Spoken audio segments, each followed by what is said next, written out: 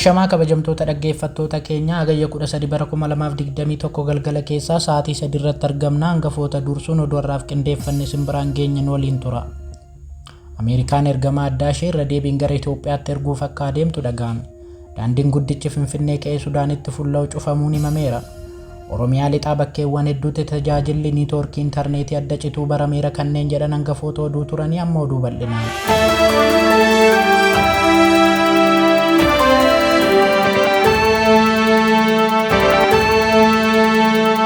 Daandiin guddichi Finfinneedhaa ka'ee Sudaanitti fuulla'u godina Shawaa Kaabaa aanaa warra Jaarsoo magaalaa Filiqliq keessatti sababa sigigaachuu gaaratiin cufamee ooluun mirkanaa'eera.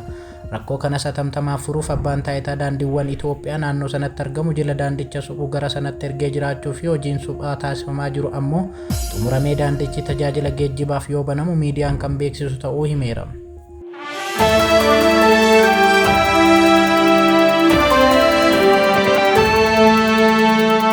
Lixa Oromiyaa bakkeewwan hedduu keessatti guyyaa kaleessaa eegalee tajaajilli intarneetii adda citee jiraachuu miidiyaaleen gabaasaniiru. Bakkeewwan akka godina Qeellam Wallaggaa, Wallagga Lixaa fi godina Horroo Guduruu Wallaggaa aanota hedduu keessatti intarneetiin gonkumaa adda citee jiraachuu beekameera.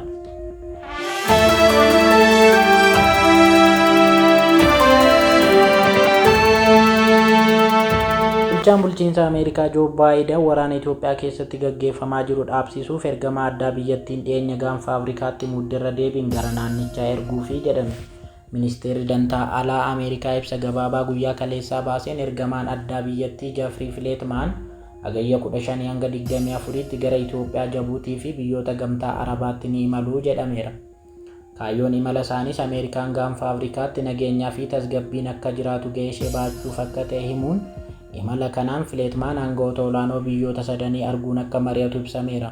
Waraana Itoophiyaa keessatti gaggeeffamaa jiru dhaabsisuuf imala godhamu akka ta'e ifatti ibsamuu baatus gorsaan nageenya biyyaalessaa White House Jake Sullivan Joo Baayiden yeroo murteessaa kanatti Feltman gara Itoophiyaa deemanii akka imalan gaafatee jedhan.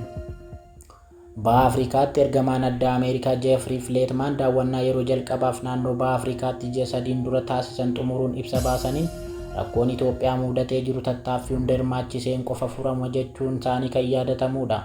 Mootummaan Itoophiyaa labsii dhukaasa dhaabuu labsee ture kaasuun raayyaa ittisa biyyaa fi humnoonni addaa naannolee badii humnootii Tigraay qaqqabsiisaa jiran dhaabsisuuf biyyattii baraaruuf tarkaanfii akka fudhatan ergaa dabarsuu hordofee waraanni hammaachuu akka malu yaaddoon jira jedhan. Dabalataan mootummaan lammiileen umurii isaanii hayyamuuf hundi raayyaa ittisaatti akka makaman kaan ammoo waan danda'aniin akka deeggaran waamicha dhiyeesseera. Gama kaaniin lixa Tigraay magaalota naannoo Amaaraa to'annoo isaa jala galchaa akka jiru kan himu TPLF riphee loltoota naannoo Oromiyaa keessa socho'an waliin walta'iinsa uummachuu ibseera. Waggoota lamaa oliif TPLF ergama badiisaa raawwachuuf shaneetti fayyadamaa tureera kan jedhu waajjirri muummicha ministeera Itoophiyaa michummaan kun mootummaaf waan haaraa miti jedheera.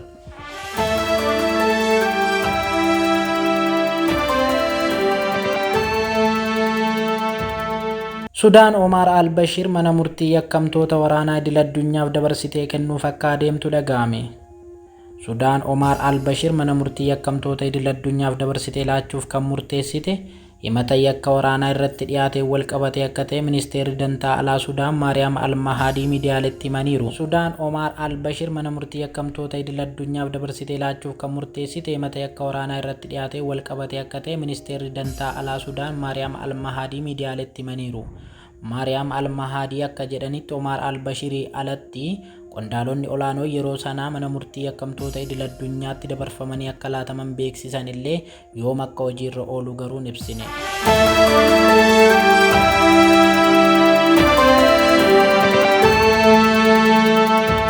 Egaa kabajamtoota dhaggeeffattoota keenya oduun har'aaf qindeeffanne kan hanga ammaa ture. Sagantaa biraan amma walitti deebinutti turtii gaarii.